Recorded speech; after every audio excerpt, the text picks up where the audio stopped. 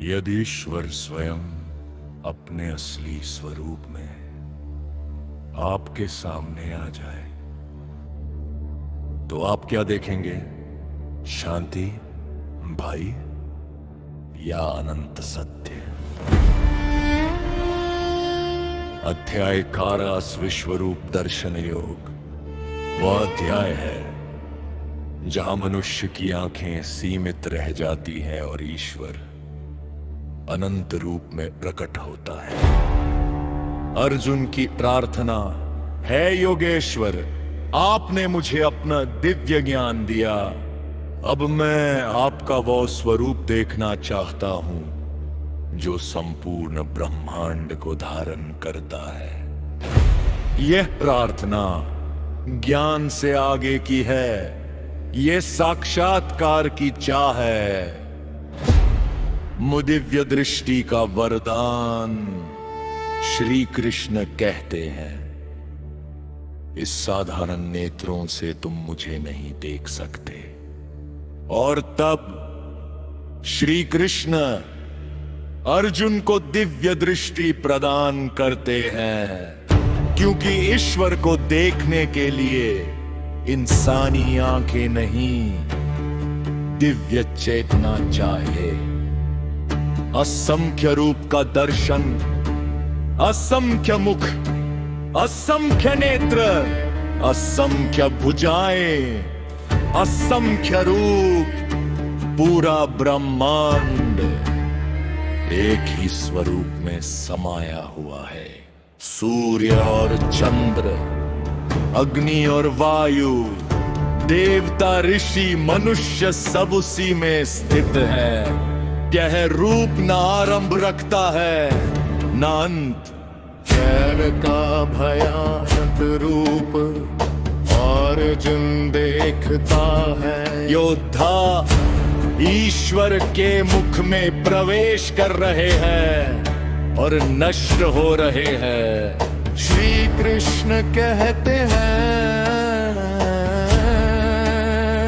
मैं काल हूं, लोगों का संहारक। ये सत्य कठोर है, जो जन्मा है वह नष्ट होगा। और ईश्वर स केवल सृष्टा नहीं, संहारक भी है। अर्जुन का भय और शरण, इस विराट स्वरूप को देखकर अर्जुन कांप उठता है।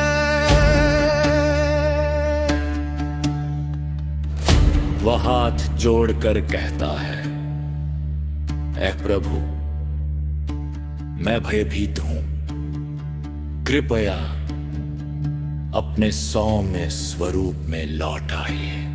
यहां मनुष्य अपनी सीमाएं स्वीकार करता है और ईश्वर की शरण जाता है। सौम्य रूप में वापसी श्री कृष्ण फिर से अपने स्नेहपूर्ण मधुर मानव रूप में प्रकट होते हैं। वे कहते हैं, यह विश्व रूप देखना दुर्लभ है, कि केवल अटूट भक्ति से ही दिखता है। आज के जीवन से जुड़ा है। अध्याय 11 हमें सिखाता है, जीवन केवल सुख नहीं, परिवर्तन और अंत भी सत्य है। और ईश्वर इन सब से परे भी है और इनमें व्याप्त भी। जब हम अहंकार टूटता है तभी सत्य दिखता है।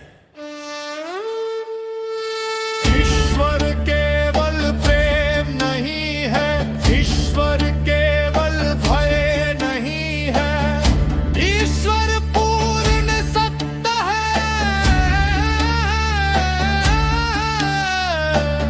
सृजन, पालन और संत, जो यह समझ लेता है वो मोह से मुक्त हो जाता है। समापन सत्या